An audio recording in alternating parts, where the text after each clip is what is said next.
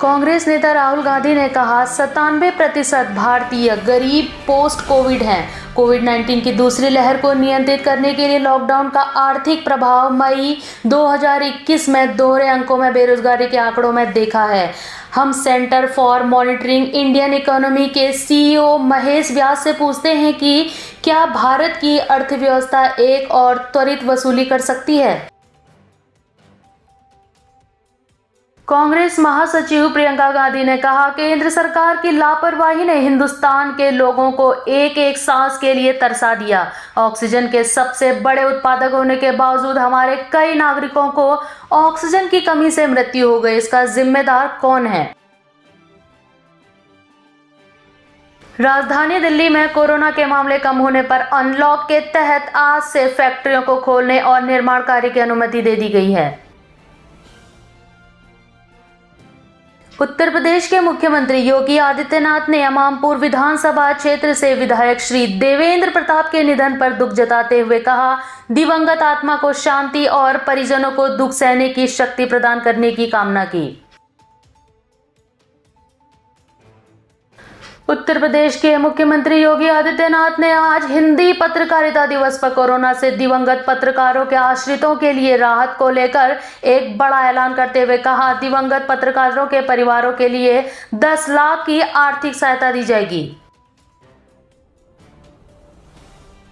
Samajwadi party के राष्ट्रीय अध्यक्ष अखिलेश यादव ने भारत की महान वीरांगना रानी अहिल्याबाई होलकर जी की जयंती पर उन्हें श्रद्धांजलि दी।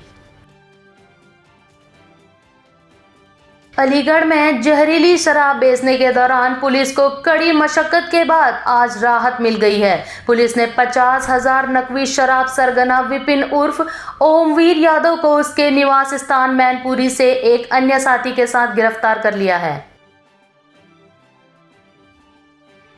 कोरोना महामारी के बाद अब यूपी में ब्लैक फंगस के 1000 मामले सामने आए हैं। इनमें से 80 मरीजों की मौत हो गई तो वहीं 54 मरीजों की इस बीमारी के चलते आंखें निकाली गई हैं। लखनऊ के चिन्हट में लॉकडाउन का पालन कराने गई पुलिस पर सब्जी विक्रेता रामेश्वर व उसके अन्य साथियों ने हमला बोल दिया।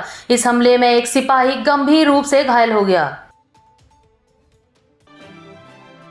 लखनऊ के घंटाघर तालाब में एक युवक का शव कुछ नशीली गोलियों के साथ मिला। पुलिस का अनुमान है कि नशा करने के दौरान युवक का पैर नदी में फिसल गया, जिस दौरान उसकी मौके पर मौत हो गई। फिलहाल पुलिस ने शव का पंचायतनामा के लिए भेज दिया।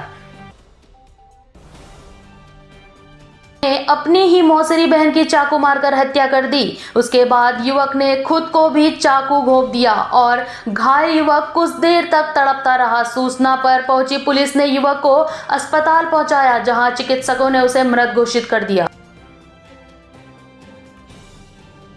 भाजपा के राष्ट्रीय अध्यक्ष जेपी नड्डा ने हिमाचल प्रदेश के लिए कोविड राहत सामग्री को झंडा दिखाकर रवाना किया। एनसीपी के प्रवक्ता नवाब मलिक ने ब्लैक फंगस को लेकर मुख्यमंत्री से अपील करते हुए कहा कुछ लोग निजी अस्पतालों में इसका इलाज करा रहे हैं और निजी अस्पतालों में इसका काफी महंगा इलाज होने के कारण पैसा ज्यादा खर्च हो रहा है। इस दौरान निजी अस्पतालों में इसके इलाज की दर तय की जाए। उत्तर प्रदेश गौतम बुद्ध नगर के जिलाधिकारी ने कोरोना वैक्सीन को लेकर कहा आने वाले जुलाई के महीने के अंत तक 18 साल से अधिक उम्र के सभी लोगों को वैक्सीन की पहली डोज लग जाए। जिले में 21 लाख जनसंख्या है, इनमें से 5.5 लाख लोगों को कोरोना वायरस वैक्सीन लग चुकी है। सुल्तानपुर के परसराम गांव में लड़की की शादी में निमंत्रण देकर लौट रहे एक प्रवासी श्रमिक का खून से लथपथ शव मिलने से दहशत फैल गई। बताया जा रहा है कि श्रमिक की हत्या किसी भारी चीज से कुचलकर की गई है। पूर्व उप मुख्यमंत्री सचिन पायलट ने प्रधानमंत्री नरेंद्र मोदी पर तंज कसते हुए कहा 7 साल पूरे होने के बाद केंद्र सरकार को जनता से माफी मांगनी चाहिए, क्योंकि केंद्र सरकार ने जो बंदोबस्त करने चाहिए थे वो नहीं किए। एक मजबूत सरकार वो होती है जो जनता के दुख के समय काम आए। असम के चराइदेव जिले में कोरोना इलाज कराने के दौरान पैदल अपने घर लौट रही एक महिला को रास्ते में 2 लोगों ने जबरन पकड़कर चाय के बागान में ले गए और उसके साथ दुष्कर्म किया। घटना की सूचना मिलने पर पुलिस ने 2 दिन बाद शिकायत दर्ज की। प्रयागराज के लहवरा गांव में कच्ची शराब की सूचना मिलने पर छापेमारी के दौरान पुलिस टीम में मौजूद महिला सिपाहियों पर कुछ महिलाओं ने हमला बोल दिया। इस मामले में पुलिस ने 4 अज्ञात महिलाओं के खिलाफ सरकारी कार्य में बाधा व अन्य धाराओं में मुकदमा दर्ज किया है और साथ ही टीम ने 10 लीटर अवैध शराब और 80 किलो लहन व शराब बनाने का सामान भी बरामद किया। कोरोना संक्रमण के घटते मामलों को देखते हुए बिहार के मुख्यमंत्री नीतीश कुमार ने लॉकडाउन को 8 जून तक बढ़ाने का निर्णय लिया है। सोशल मीडिया गाइडलाइंस के पालन नहीं किए जाने पर राष्ट्रीय बाल अधिकार संरक्षण आयोग ने बाल यौन शोषण के कुछ लिंक मिलने के बाद दिल्ली पुलिस से ट्विटर के खिलाफ कार्रवाई करने की मांग की है। देश में हो रही ब्लैक फंगस को लेकर मध्य प्रदेश के इंदौर स्थित मॉडल लेबोरेटरीज को ब्लैक फंगस संक्रमण के इलाज में उपयोग में आने वाली दवा एम्फोटेरिसिन बी बनाने का लाइसेंस मिल गया है। माना जा रहा है कि प्रदेश में इस दवा से ब्लैक फंगस के मरीजों को राहत मिलेगी।